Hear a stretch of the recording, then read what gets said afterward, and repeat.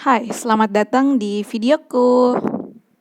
Welcome to my YouTube channel. Jadi, pada video kali ini saya akan bercerita sedikit sebelum masuk di inti pembahasannya. Jadi, beberapa bulan yang lalu, mungkin sekitar 2 bulan yang lalu, saya membaca ulang bukunya Di Lestari, itu judulnya Petir.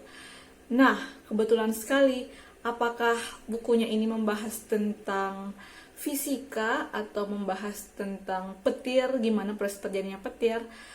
Tidak ya teman-teman. Jadi bukunya di ini menceritakan sosok karakternya si Elektra, namanya Elektra. Itu dia bisa kayak dia memanggil petir lah, seperti itu. Nah, saya nggak ingin menceritakan isi bukunya di Lestari di sini, tapi saya ingin mengambil quotesnya di buku itu. Dia bilang seperti ini: petir itu sebenarnya adalah proses di mana bumi dan langit itu menyamakan persepsi. Nah, setelah aku pikir-pikir, ternyata memang seperti itu. Kalau itu adalah bahasa yang digunakan untuk orang awam yang seperti kita ini, yang bukan bahasa di buku-buku SMP ataupun SMA.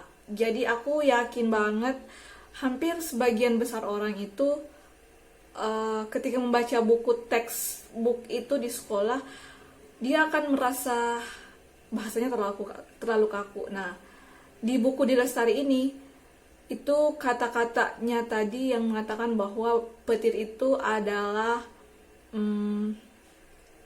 proses di mana bumi dan langit sedang menyamakan persepsi. Nah, kok bisa seperti itu?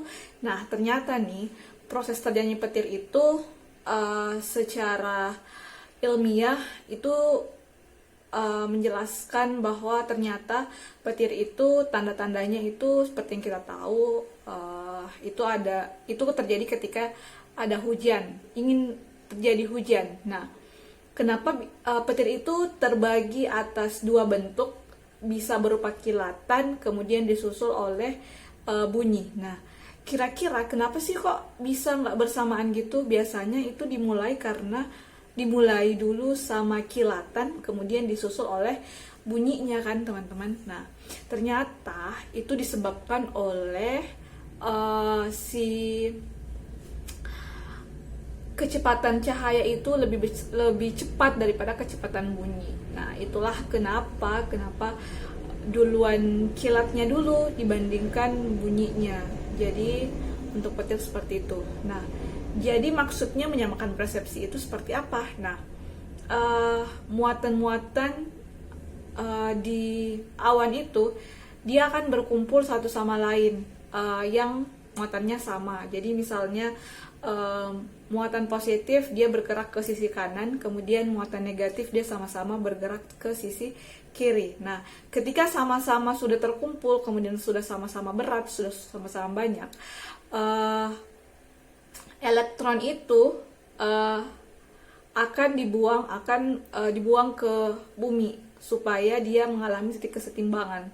Nah, pada saat si elektron ini udah mencapai batas ambang si udara itu, maka itulah proses terjadinya petir. Jadi seperti itu. Bisa dipahami?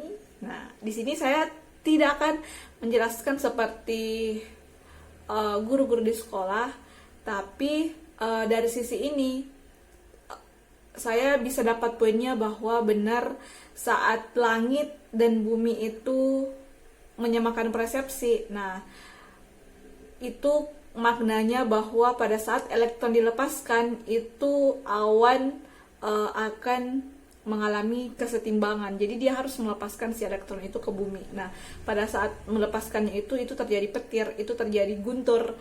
Nah, itulah yang menyebabkan kenapa Di Lestari bilang bahwa bumi dan langit itu hanya ingin menyamakan persepsi. Nah, kalau kamu dan dia gimana tuh caranya menyamakan persepsi?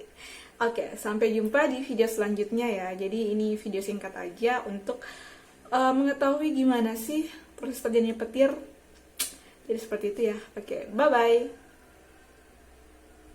Oke deh, sampai jumpa di next video dan terima kasih sudah menonton video ini. Bye-bye.